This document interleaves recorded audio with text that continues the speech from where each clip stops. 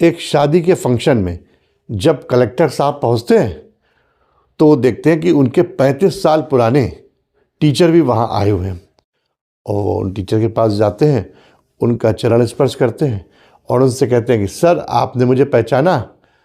तब उनके सर बोले कि बेटा हमने आपको नहीं पहचाना, आप कौन?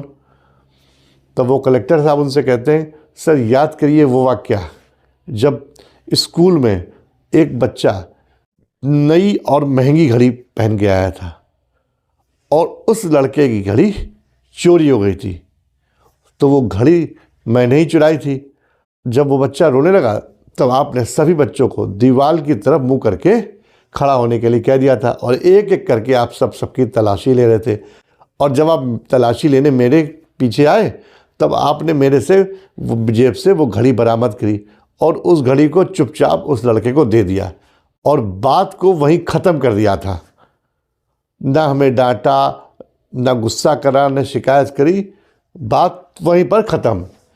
जबकि मैं सोच रहा था जब आप डांटेंगे सबके सामने मुझे बेइज्जत करेंगे क्योंकि मैंने इतना बड़ा अपराध करा ही है, तो मैं घर जाके सुसाइड कर लूँगा। अब इस दुनिया में किसी को मुंह दिखाने लायक तो रहा नहीं और इसलिए मैं मर जाऊँगा। लेकिन आपने ऐसा करके उस दिन मेरी ज़िंदगी बचा ली थी। साथ ही उस समय मैंने दृढ़ निश्चय किया था कि आज ईश्वर ने मुझे मौका दिया है तो मैं सिर्फ और सिर्फ पढ़ाई करूँगा और पूरी मेहनत करूँगा और नतीजा आपके सामने, आपका ये नालायक बेटा आज कलेक्टर बन गया है। तब उसके टीचर मुस्कुराए और बोले कलेक्टर साहब आपने सारी बात तो बता दी, लेकिन एक बात बताना आप भूल गए, कहानी अभी बाकी है। तब उस कलेक्टर साहब ने कहा गुरुजी उसमें क्या बाकी है?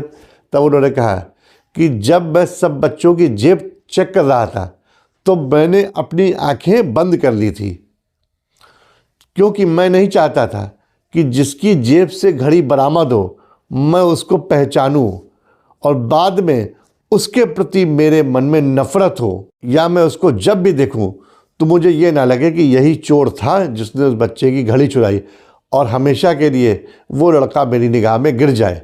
इसलिए मैंने अपनी आंखें बंद कर ली थी ताकि मैं उसको पहचान न सकूं। तो टीचर्स इन्हीं को कहते हैं कि वो इल्म ही नहीं देते और किरदार भी बना देते हैं साहब।